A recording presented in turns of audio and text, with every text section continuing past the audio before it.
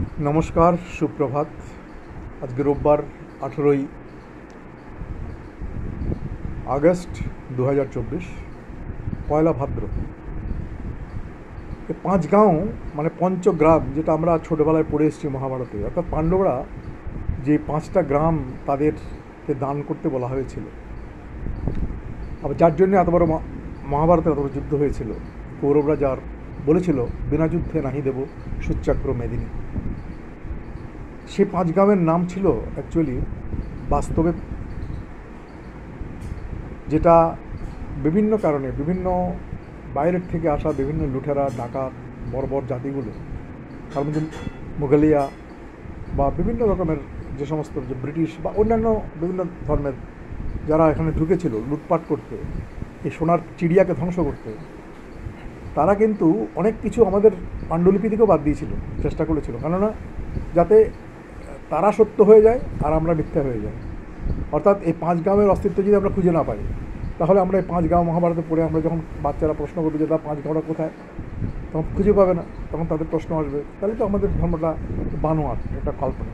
Actually তাই করা হয়েছিল, কিন্তু এখন ইতিহাস এমন একটা চরম স্থানে রয়েছে, মহাকাল হর হর মহাদেব, যে তিনি আস্তে আস্তে সব উদ্ঘাটন করছেন, এবং সেই 5টা গ্রাম অলরেডি আবিষ্কৃত হয়েছে অত্যন্ত আইনসঙ্গতভাবে, দলিল সমেত।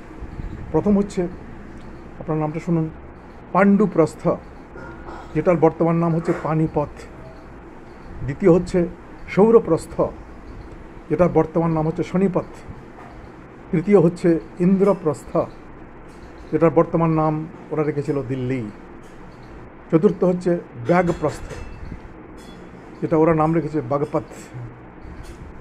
পঞ্চম হচ্ছে তিলপ্রস্থ, যেটার বর্তমান নাম ওরা দিয়ে তিলপথ।